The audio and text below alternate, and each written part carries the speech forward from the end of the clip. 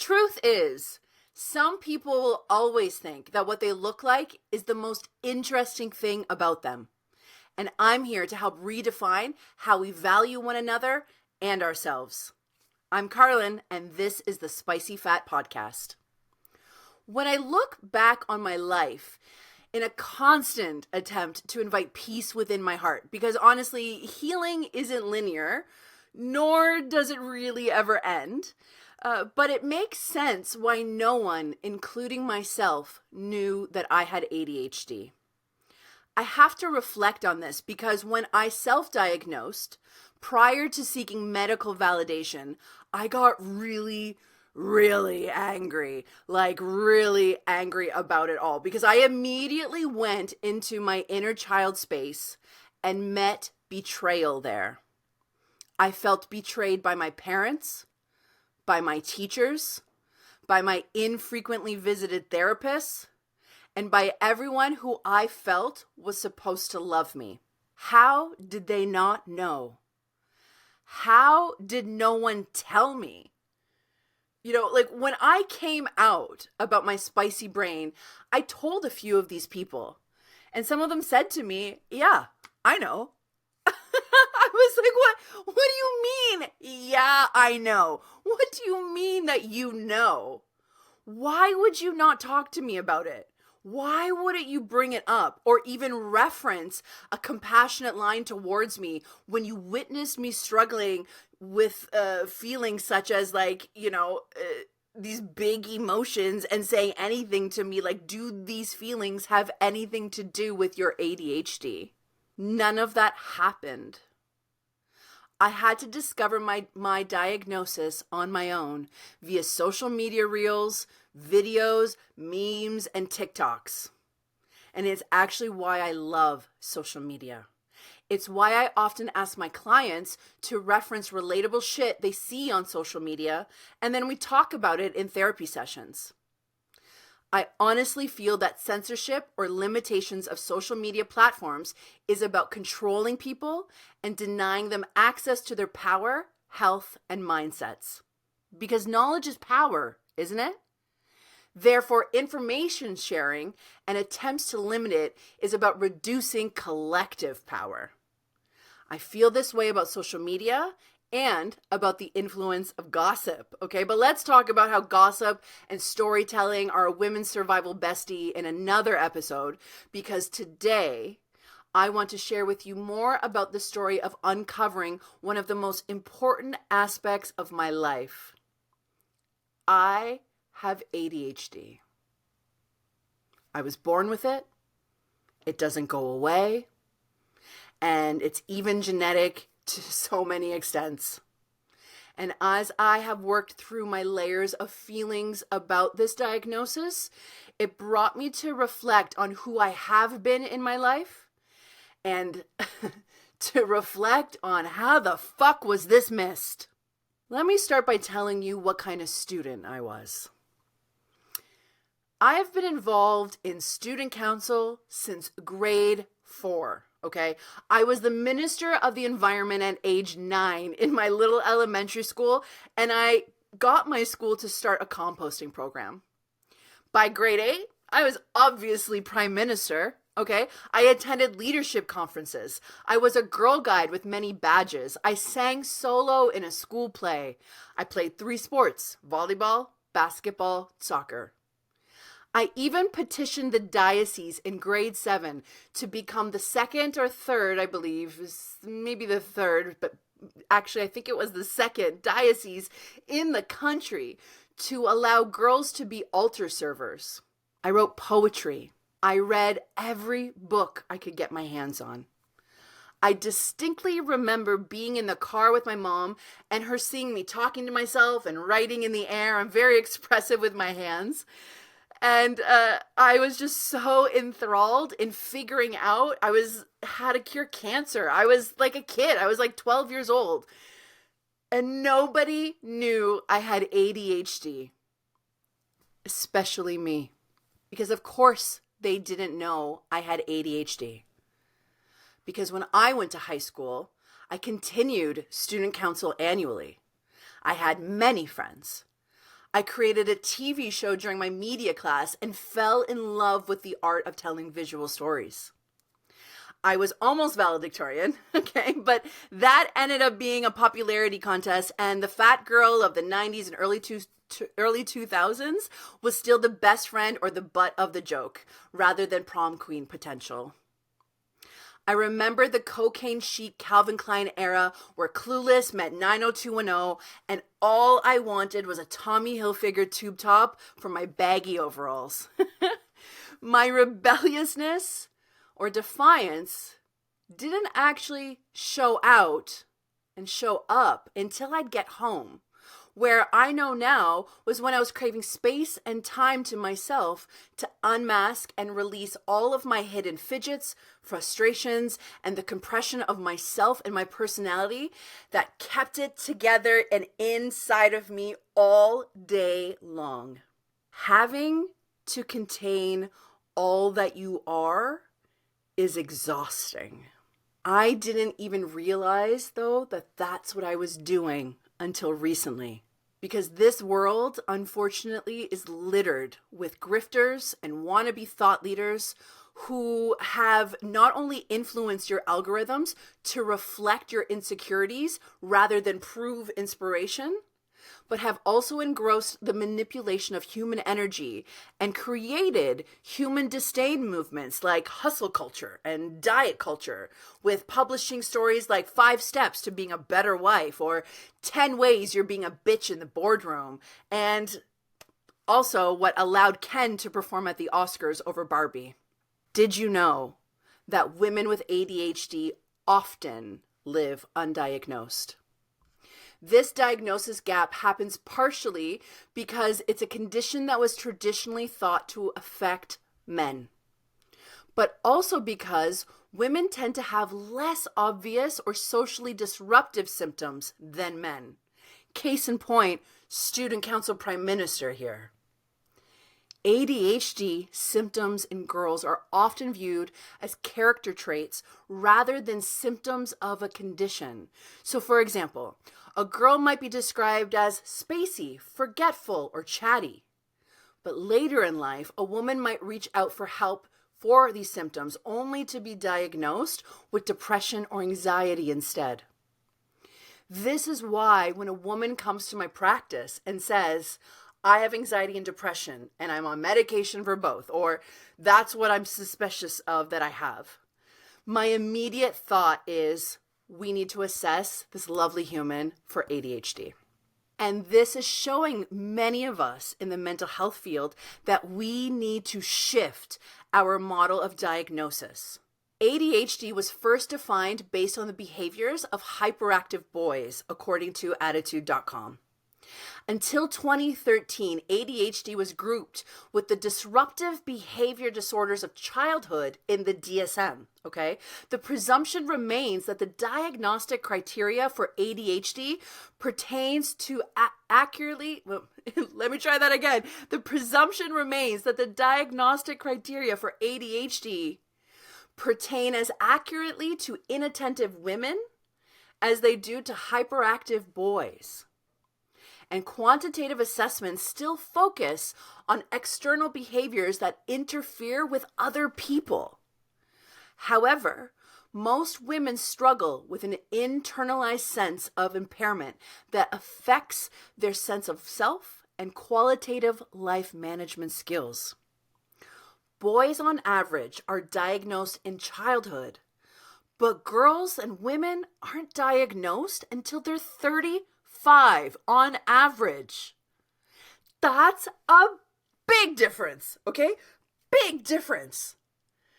The CBC is actually catching wind of this. A lot of news media outlets are catching wind of this, but the CBC recently wrote about how late diagnosis is very important and can mean that even if the first half of your life came with challenges, the latter half doesn't need to.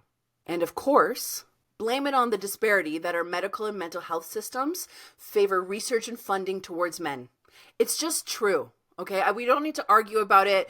The data is clear, and it's a problem because women like me are consistently undiagnosed and misdiagnosed, which I think is an even bigger problem. Because of course, no one knew that I had ADHD.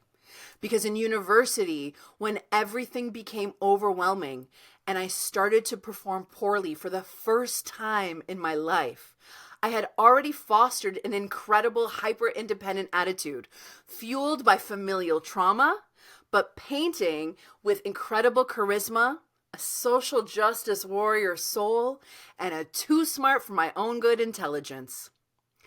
I convinced myself that it was all fine, when in reality, I was furiously refining mad coping skills for my insecurities. I fucked like a champion through my emotions, and I learned how to mimic parts of personas for the people that mattered. And if you're big into shining, you learn how to use the rapidity of your thoughts and the roller coaster of your emotions as a big part of your personality. Because when you don't know that you have ADHD, you either learn how to hide or you learn how to shine. If you tuned into episode 2, I shared my story with weight loss surgery, okay? And after 13 years with a life-threatening finality, I elected to have my lap band removed. What was magical about what came after is that I could finally feel my body again, okay? It was just such a crazy experience. I don't even know how to describe it, but I'm going to try my best here. Because as if for the first time, really, because I finally had a new self-awareness and self-determination that fueled my momentum and my motivation. I was not expecting to uncover the biggest missing puzzle piece of my current human experience. I didn't know this body without resistance. I didn't know this body without restriction. And I didn't know how hungry this body was. And she was starving for answers. So what did I do? I started to do the things that many self-aware people who are working on healing their relationship with their body would do. I practiced embodiment work. Stuff like somatic therapy and movement, body scan meditations, and full-on emotional releases. Big waves of emotions. Big waves of emotions came through for me, and I was no longer crying on my kitchen floor with a joint in one hand and a rescue dog in the other. This time, I was melting down in a hot shower, still smoking that joint, but with my love nugget, Arthur, curled up in my PJs on the heated bathroom floor. I could feel the fullness of my body again for the first time in 13 years. Except I never actually felt full. I felt empty. And in fact, that's exactly how my body responded. I fed that lack of dopamine over the course of a year and gained 40 pounds. Of course, I didn't know I had ADHD. Everyone, including my doctor, told me I had a binge eating disorder. It wasn't until months later that I realized what I was actually feeding was loneliness, a lack of dopamine, and PTSD trauma responses spanning from childhood to present day, which led my body to effectively turn off my hunger cues and my satiety cues. Because did you know that? Did you know that deep trauma mixed with undiagnosed ADHD can turn normal life functions off in your body? My trauma and ADHD turned off my hunger cues and my satiety cues. I was always hungry and never full. I never felt full and I never felt satisfied. I also always felt hungry, all in too many ways, not just with food, but for other things like sex, touch, excitement, and novelty. And that's where I'm at now, to be honest. I'm learning how to relate to those cues by trusting what my body is showing me, not by what my body is feeling, because I'm rewiring how to trust my body. Thank goodness, for neuroplasticity, okay? And if you want to look up neuroplasticity, it is a really, really great concept, but let's talk about that on another episode. Because I remember the first day after my removal surgery that I actually felt full. And it actually felt like it was the first time I had felt full for the first time in my life. It was no longer a filling of my esophagus, which ultimately led to purging, but an actual in my stomach feeling of full. I was so surprised by this feeling in my body was experiencing that I paused eating.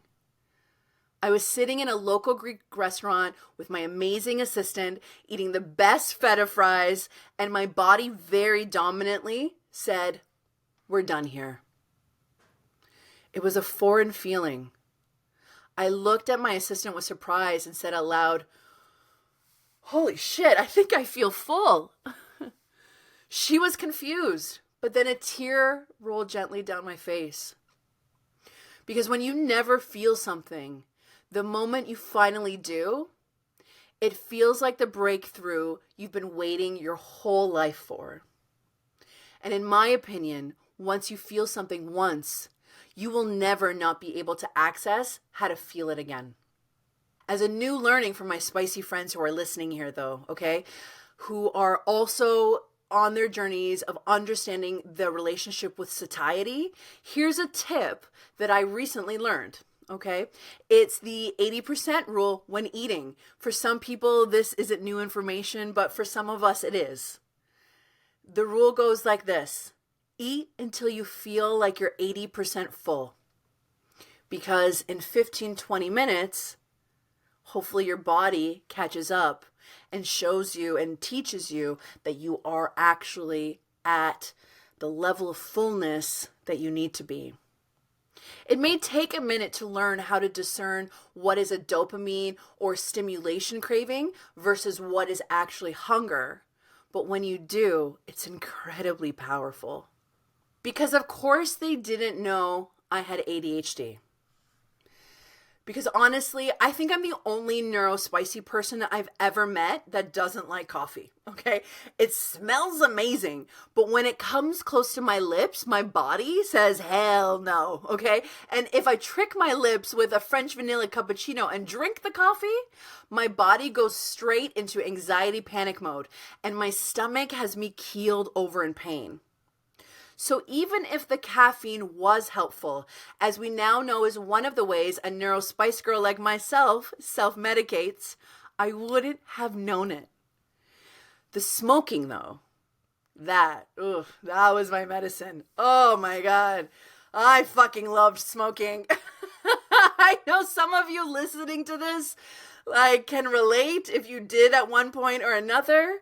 They say that every coffee-obsessed smoker mom from the 90s is actually an undiagnosed ADHD woman. And I believe it.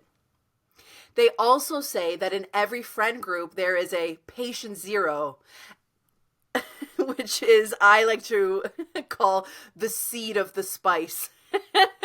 And what I mean by that is if someone in your friend group is diagnosed with ADHD, the likelihood that at least one other, if not half of your friend group is on the spectrum of spice too, is pretty high. We find one another.